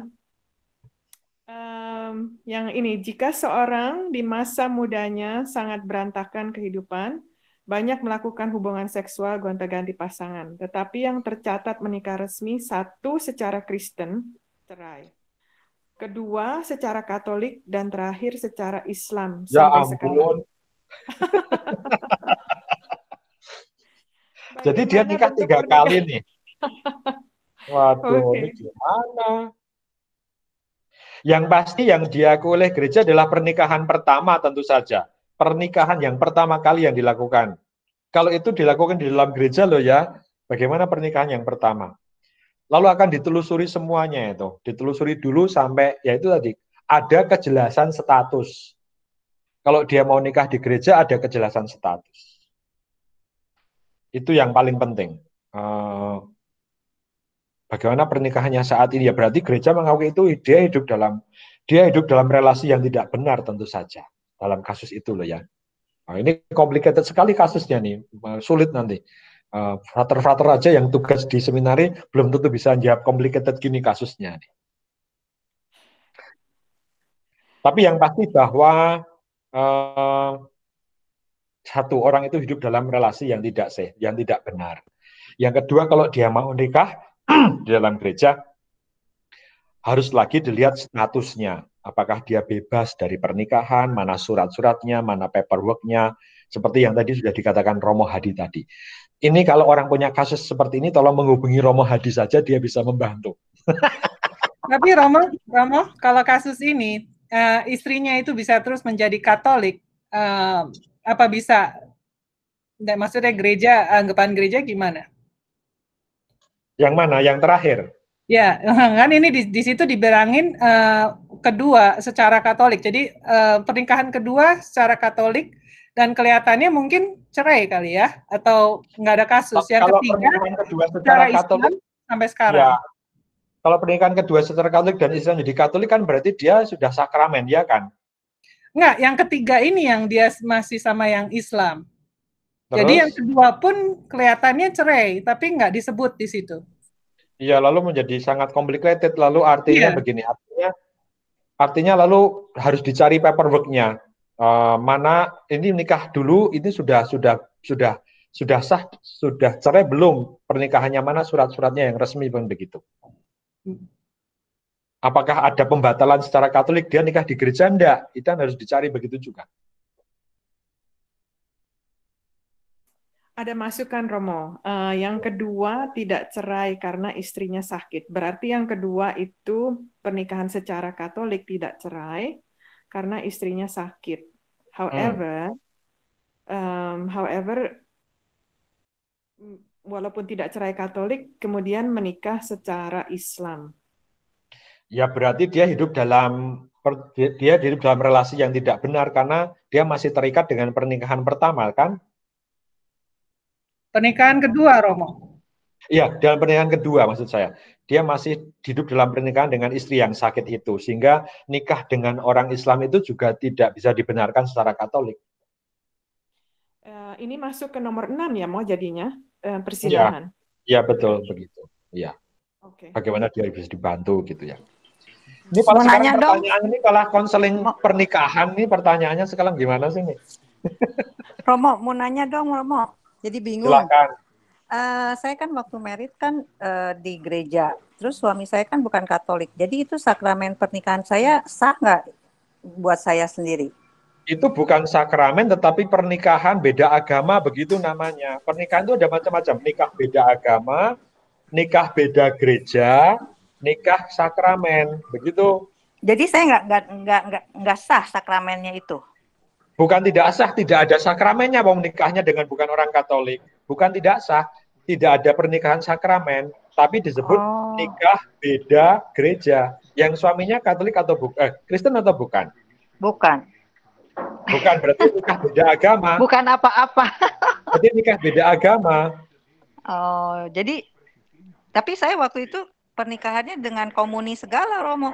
Ya enggak apa-apa, tetapi tetap saja pernikahannya nikah beda agama, bukan sakramen. Karena sakramen selalu yang satu Katolik, yang satu pasangannya dua-duanya Katolik. Oh, jadi saya itu tidak menerima sakramen pernikahan dong kalau begitu? Tidak, tapi nikah dalam gereja disebut nikah beda agama. Oh, oke. Oke, thank you. Ya. Romo, saya mau nanya. Romo, kalau pernikahannya itu beda agama yang seperti Grace itu, terus itu apakah itu legal itu apakah bisa di-annul? Bisa, jadi bisa di-annulment. Nikah sakramen pun bisa di-annulment kalau syarat-syaratnya tidak terpenuhi, kan kita biar itu. Semua pernikahan di gereja kalau ada syarat-syarat yang tidak dipenuhi, misalnya terpaksa, misalnya dia dipaksa orang tua, misalnya dia tidak karena persoalan-persoalan tertentu, lalu bisa di-annulment semuanya. Entah itu sakramen, entah itu nikah beda agama. Itu yang pasti. Yang kedua, yang kepastian kedua, bahwa gereja menginginkan pernikahan yang sudah dilakukan di gereja, baik itu sakramen maupun nikah beda agama, gereja meminta orang tetap mempertahankan nikah itu, kan begitu, tetap dipertahankan, jangan ditinggalkan, atau malah, mumpung saya bukan sakramen, saya mau nikah lagi, cari pasangan yang lain, bukan begitu maksudnya. Nah, jadi kalau Margaret sudah nikah dengan suami Katolik, ya sudah, kamu terpaksa, kamu harus menjaga suamimu tetap selama-lamanya sampai mati. Dan juga yang Romo bilang, jadi walaupun kita beda agama atau maksudnya beda nggak, yang suaminya nggak punya agama, kalau kita mendidik anak-anak kita secara Katolik, itu udah termasuk yang sesuai ajaran gereja.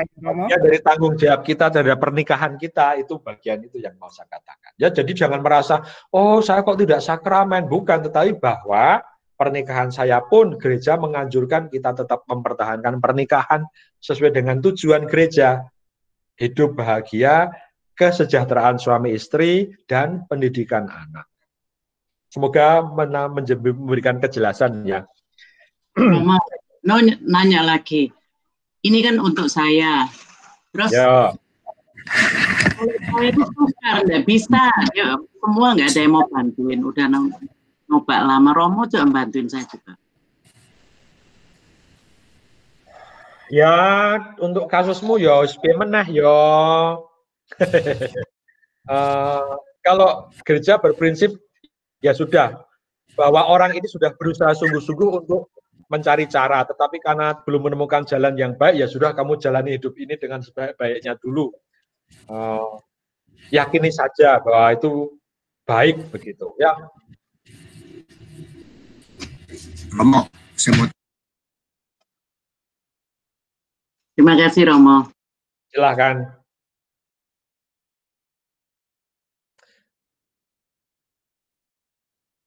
Ada pertanyaan lagi nih, Marcella. Ada, Romo, kalau ada pasangan zaman sekarang yang sudah Katolik sejak kecil, tapi kemudian memutuskan tidak mau nikah di gereja, hanya di catatan sipil, apakah mereka jatuh dalam dosa perzinahan? Ya itu tadi, saya kira saya akan kembali ke Romo Hadi tadi, bahwa sekarang ini banyak orang memang karena budaya itu lalu memilih untuk tinggal bersama tetapi hanya nikah secara sipil. Kalau toh nanti dia sempat bisa kembali ke gereja sangat lebih baik, sangat dianjurkan. Jangan malu-malu untuk ke gereja meskipun sudah nikah sipil dan hidup bersama. Gereja masih dengan sangat terbuka akan membantu itu. Dalam pengalaman saya kira begitu. Dan Marcella, kalau kamu punya teman begitu mau berusaha ya lebih baik ya, lebih baik. Gereja tidak akan menutup mata, membantu usaha seperti itu. Terima kasih Romo. Sama-sama. Boleh saya tanya ini Romo, saya Lepi dari Orange County. Silakan Pak Lepi, apa kabar? Semoga sehat. Baik, terima kasih Romo. Mau tanya, apabila kita dalam perkawinan ini, misalnya mereka tidak dianugerahi Tuhan sebab mungkin ya, sesuatu mandul atau gimana, ya. Tapi akhirnya suaminya itu memberikan spermanya untuk bayi tabung, ya, atau cari seorang surrogate mother. Itu dari segi seksualitas atau di gereja itu sah tidak? Apakah orang Katolik boleh seperti itu punya bayi tabung? Dalam kasus-kasus tertentu bisa. Romo Hadi mungkin bagi yang di Romo Hadi punya aturan yang di Amerika enggak Romo Hadi bayi tabung ya? Setahu saya di Amerika lebih ketat sih. Biasanya sangat dianjurkan untuk tidak. Karena biasanya kalau untuk bayi tabung itu kalau ada yang conception-nya tidak berhasil, lalu kan diaborsi. Makanya dalam gereja Katolik Amerika lebih ketat peraturan mengenai itu. Ya. Jadi dalam gereja di Amerika tidak dianjurkan Pak Lepi memakai bayi tabung.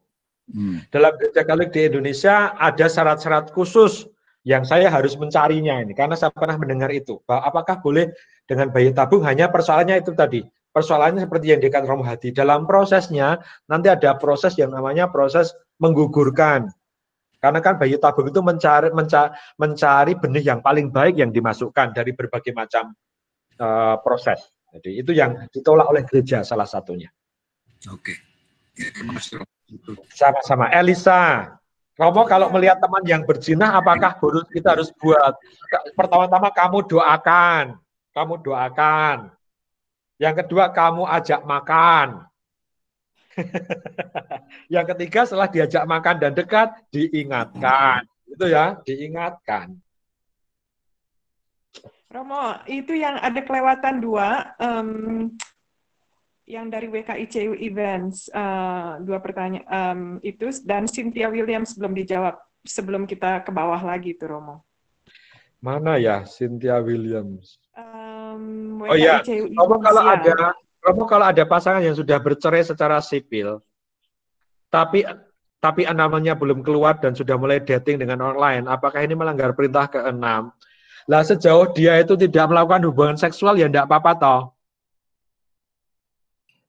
Mau ada yang ketinggalan, yang satu Katolik dan satu bukan Katolik. Ya enggak apa-apa, artinya kalau dia itu tidak melakukan hubungan seksual, oke lah, ya kan? Kan pertanyaannya apakah dia melanggar perintah 6? Perintah ke-6 itu dilanggar kalau dia melakukan hubungan seksual. Jadi kalau dating aja nggak apa-apa gitu, Mo? Oke, nggak apa-apa kalau dia hanya dating aja nggak apa-apa, makan bersama nggak ngapa-ngapain nggak apa-apa. Kalau annulment-nya nggak keluar-keluar? Lalu dicari, kenapa tidak keluar-keluar, masalahnya apa? Apakah karena gerejanya yang bersalah, atau karena berkas-berkasnya kurang? Tapi selama ini gereja sungguh-sungguh berusaha membantu. Kalau itu persoalannya sungguh-sungguh memang bisa dibantu, gereja akan sungguh membantu. Saya kira akhir-akhir ini akan begitu. Dalam kasus-kasus tertentu, pemecahannya akan tergantung masing-masing kasus. Masing-masing kasus. Bagaimana kasus ini terjadi, gitu. Kalau sudah lama sekali kok orangnya sungguh baik hidupnya, tidak ada bahwa dia tidak menemukan lagi misalnya eyewitnesses gitu ya yang bisa membantu, ya sudah, lalu sudahlah kita biarkan, lalu biar dia hidup baik dulu dan dibiarkan. Dalam arti ya sudah, sembari berproses dia dalam arti tertentu ya, ya sudah dia berproses. Meskipun yang lama belum terselesaikan. Kadang-kadang begitu. Iya. Satu lagi di atasnya, Romo. Ini, Romo menyambung pertanyaan Sutikno. Iya. Tadi bila pernikahan tadi tidak consummate memang bisa dibatal. Tapi bila pasangan memutuskan untuk meneruskan perkawinan, apakah masih berlanjut dan oleh gereja? Lah, kecuali kedua-duanya ini masih mau ya enggak apa-apa. Lalu ya sudah. Bahwa enggak apa-apa lah kita enggak bisa hubungan seksual. Tetapi itu tadi, jangan menjadi alasan untuk mencari relasi dengan orang di luar. Maksud saya itu. Jadi, udah deh enggak apa-apa kita enggak bisa berhubungan seksual. Tapi jangan menjadi alasan, ya sudah kamu boleh cari pasanganmu di luar pernikahan kita. Lalu kan dia jatuh dalam dosa perintah nomor 6. Itu masalahnya. Daripada kamu tidak menikah lalu tidak berhubungan seksual, mendingan jadi Romo dan suster. Romo. Hidup bersama tapi tidak berhubungan seksual. Lah itu kan yang dicari orang sebagai salah satu bentuk anugerah Allah, hubungan relasi suami istri. Malah ya sudah, daripada kita nggak ngapain, mendingan jadi Romo seperti saya. Betul. Romo, lanjut ya. Ini pertanyaan dari berikutnya. Kalau nikah beda agama, apakah perlu annulment kalau mau cerai dan akan menikah lagi? Iya, ada yang namanya pembatalan, ada. Iya. Kalau memang itu masuk dalam syarat-syarat pembatalan loh ya, bisa. Iya. Bagaimanapun juga harus bisa dibatalkan. Oke, lanjut. Romo, bila annulment sudah diurus tapi belum berhasil. Oh, ini mirip ya. Sudah menikah lagi, apa boleh tetap terima semua sakramen lain, misalnya komuni? Semua sakramen lain itu apa? Misalnya sakramen baptis ya tidak boleh, baptis hanya sekali. Komuni, misa. Ekaristi maksudnya kali ya, Romo? Ya. Lalu ini kembali ke kalau di Indonesia, di Keuskupan sini ada yang namanya pastoral keluarga, kemurahan rohani namanya. Kalau orang itu hidup dengan baik, kalau orang itu menunjukkan itikat yang baik untuk sungguh-sungguh hidup secara Katolik, maka akan dibantu oleh gereja untuk bisa menerima komuni. Itu yang terjadi dalam gereja Katolik, bisa. Tapi kalau orang itu tidak menunjukkan itikat yang baik gitu ya, artinya semau sendiri, tidak aktif, lalu ya hidupnya malah dia mencoba menikah dengan orang lagi secara tidak sah, itu ya lo gereja tidak akan memberi. Tapi kalau orang itu secara disposisi hatinya menunjukkan hal yang baik, gereja akan membantu sampai ke sana. Romo Hadi mungkin bisa membantu, apakah di Amerika proses yang namanya kemurahan rohani memberikan komuni pada orang-orang yang pernikahannya tidak sah itu bagaimana prosesnya?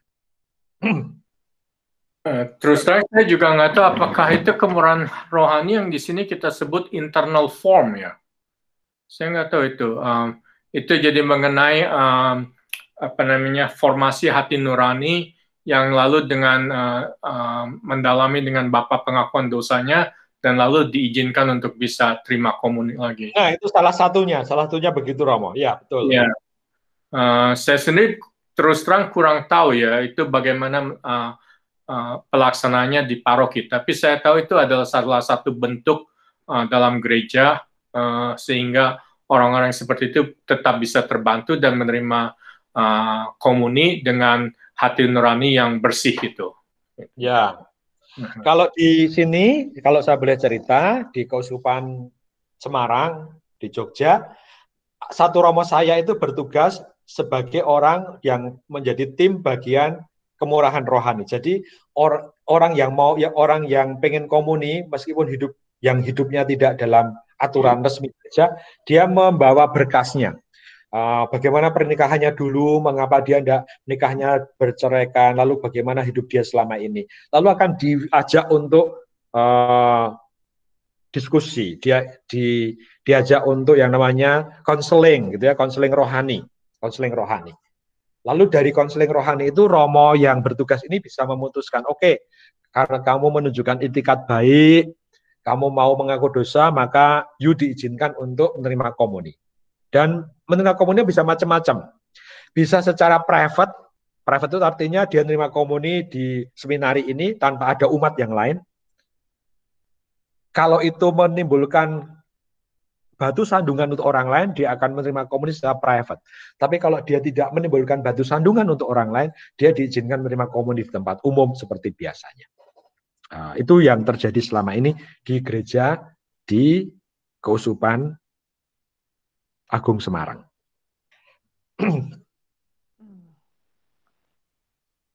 Terima kasih Mo. Romo. Itu ya, silakan. Bingung Ya. tuh. Itu tadi jawaban Romo yang pertanyaannya Susana. Kalau nikah beda agama, apakah perlu annulment? Kalau cerai dan akan menikah lagi, jawabannya Romo kan perlu annulment.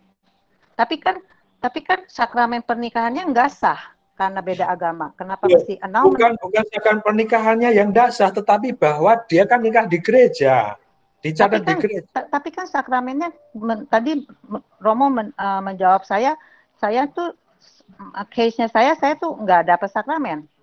Annulment kan bukan hanya yang sakramen, annulment juga orang yang tidak dapat sakramen juga diputuskan itu tidak sah. Itu maksud saya.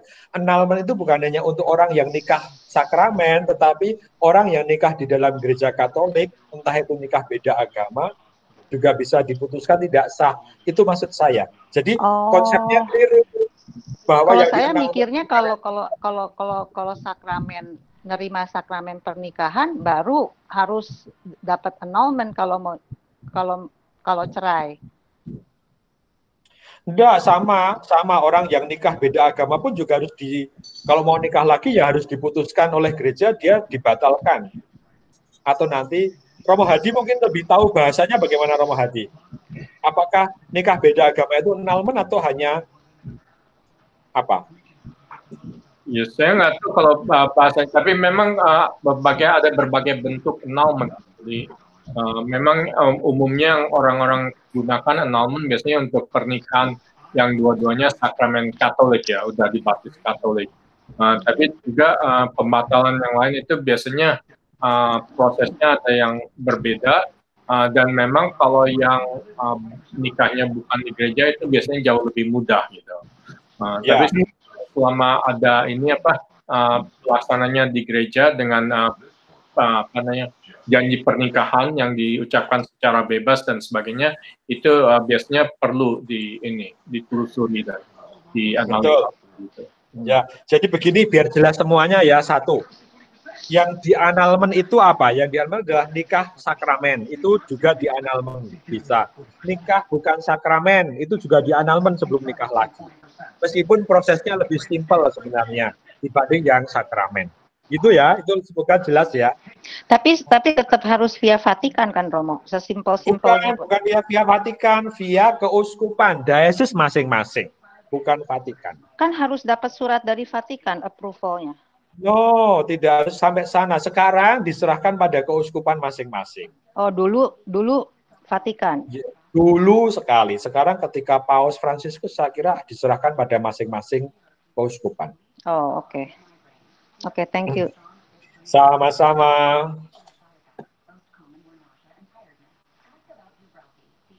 Romo, keuskupan yang pernikahannya dulu atau keuskupan yang kita tinggal? Keuskupan tempat dia nikah dulu tentu saja, karena berkas-berkasnya kan ada di sana. Oke. Ya. Dari Alice Chan, Romo, kalau orang Katolik menikah sipil dengan non-Katolik tanpa menikah di gereja, setelah cerai akan diberikan incomplete documentation untuk gereja Katolik dan prosesnya cukup singkat. Dokumennya namanya bukan annulment. Dokumennya namanya, Alice menambahkan, kalau di Amerika, kalau seorang Katolik menikah sipil, nah ini kalau Alice kan menikahnya sipil tanpa di gereja, maka akan diberi incomplete documentation untuk yang ada. Betul, tapi kalau ada nikah di gereja, maka akan disebut proses untuk membatalkan. Bisa Alice, betul Alice, terima kasih tambahannya ya Alice.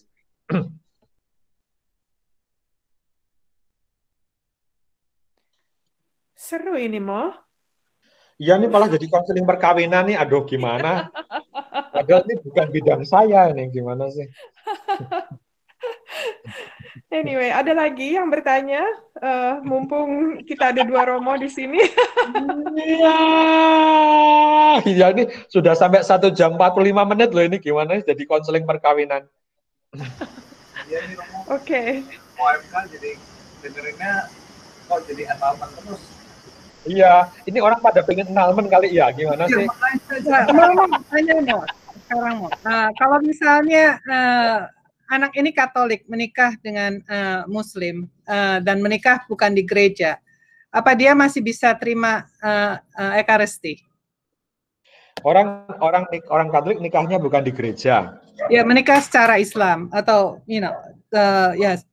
menikahnya secara Islam. Apakah nih anak ini masalahnya gini, kalau nikah secara Islam itu mau menikahkan kalau orang itu jadi Islam.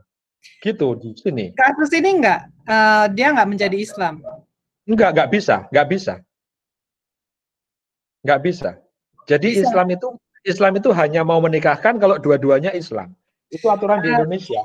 Pada saat waktu pernikahan itu dia nggak menyebutkan apa yang disebut kalau dalam Islam tuh hijab. Jadi dia cuma ada satu kata yang dia sebut, tapi dia nggak mengucapkan hijabnya. Dan itu bisa diakuin sama ininya, sama siapa namanya penghulunya itu mau menerima. Itu kapan? Karena sekarang nggak bisa begitu di baru tahun tapi begini saja. Lalu kalau begitu, lalu nanti akhirnya, lalu habis itu dia harus ke Katolik, ngaku dosa, lalu pembaharuan nikah di gereja Katolik, lalu boleh. Oh, bisa gitu ya, Mo ya. Memang ada Romo yang bilang lebih baik begitu. Iya, ada Romo yang bilang setelah pernikahan selesai kamu bisa balik ke gereja dengan kata maksudnya seperti yang Romo bilang bahwa dosa dan juga dia akan mendapatkan bukannya pemberkatan tapi kayak semacam dispensasi atau gimana gitu. Ya, namanya dispensasi. Prianya aja sebelum yang istrinya mau menjadi Katolik. Betul, Mas, bisa begitu. Jadi prosesnya biasanya yang Katolik udah deh kamu nikah di sana dulu, setelah nikah di sana baru kamu kembali gitu. Itu yang dianjurkan biasa. Iya, betul begitu, Mo. Ya. Oke, Romo. Kalau terima kasih banyak ya pertanyaannya biar tidak tambah complicated ya. Nanti dikira bisa ada Romo Andang atau Romo siapa tuh Purbo yang di Kejagung Jakarta, itu semua ahli hukum kanon. Ya, mereka lebih tahu daripada saya. Oke, Romo, kalau tidak ada yang bertanya, silahkan Romo Galih kalau mau tutup. Baik, saudara sekalian, kita akan menutup acara kita. Terima kasih banyak Romo Hadi, Mayo, dan semua tim yang membantu kita sampai hari ini. Ada 52 orang yang bersama kita selama 1 jam 45 menit bertahan nih, hebat sekali, bertahan lama nih. Kita akan menutup bersama-sama acara kita dengan doa singkat. Mari kita berdoa dalam nama Bapa dan Putra dan Roh Kudus. Amin. Tuhan, kami bersyukur atas acara bersama kami pada sore hari ini waktu Amerika dan waktu Indonesia pagi.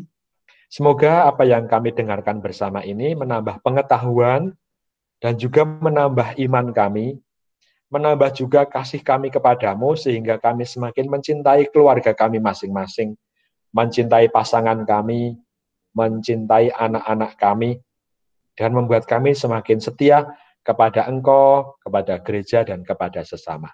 Semoga saudara semuanya bisa beristirahat dengan nyenyak yang ada di Amerika, dan damai Tuhan bersama Anda diberkati oleh Allah yang Maha Kuasa, demi nama Bapa dan Putra dan Roh Kudus. Amin. Amin. Terima kasih, Romo.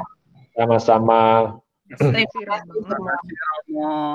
Thank you, Romo. Thank you, Romo. Kasih Romo. Thank you, Romo. Kasih Romo. Mari. Thank you, Romo. Thank you, Romo. Thank you, Romo. Bagus. Thank you. Thank you, Romo.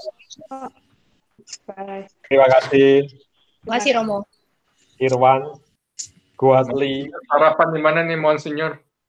Hah? Harapan di mana? Romo. Mana? Mau saya